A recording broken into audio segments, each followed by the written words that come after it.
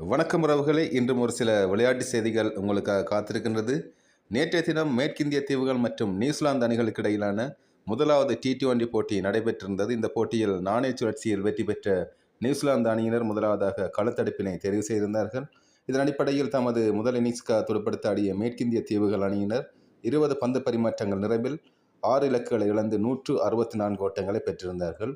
மேற்கிந்திய தீவுகள் அணி சார்பாக துடுப்பாட்டத்தில் சேகோப் 39 பந்துகளில் 4 ஓட்டங்கள், 6 ஓட்டங்கள் அடங்கலாக 53 ஓட்டங்களை பெற்றுக் கொடுக்க, ரொஸ்டின் சேஸ் 28 ஓட்டங்களையும், ஃபவல் 33 ஓட்டங்களையும் பெற்றுக் கொடுத்திருந்தார்கள். இதன் அடிப்படையில் 20 பந்து பரிமாற்றங்கள் நிறைவில் 6 இலக்குகளை இழந்து 164 ஓட்டங்களை மேற்கிந்திய தீவுகள் அணியினர் பெற்றிருந்தார்கள்.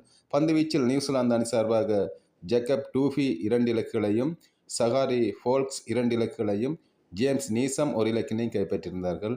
164 ஓட்டங்களை பெற்றால் வெற்றி என்ற இலக்குடன் களம் நுழைந்த நியூசிலாந்து அணியினர் 20 பந்து பரிமாற்றங்கள் நிறைவில் 9 இலக்குகளை இழந்து 157 ஓட்டங்களை மாத்திரமே பெற்றுக் கொண்டிருந்தார்கள். இதன் அடிப்படையில் மேற்கிந்திய தீவுகள் அணியினர் 7 ஓட்டங்களினால் இந்த போட்டியில் வெற்றி பெற்றிருந்தார்கள்.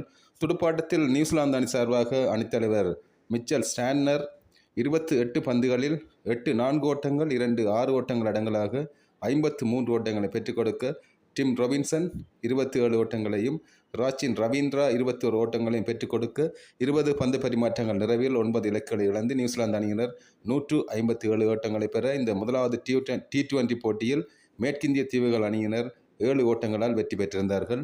5 போட்டிகள் கொண்ட T20 தொடரினுடைய முதலாவது போட்டியில் மேற்கிந்திய தீவுகள் வெற்றி பெற்று 1-0 என்ற கணக்கில் இந்த தொடரில் முன்னிலை வகிக்கின்றார்கள். இந்த போட்டியினுடைய ஆட்ட நாயகனாக மேற்கிந்திய தீவுகள் அணியினுடைய சகலதுறை ஆட்டக்காரர் ரொஸ்டன் சேஸ் தெரிவாயிருந்தார்.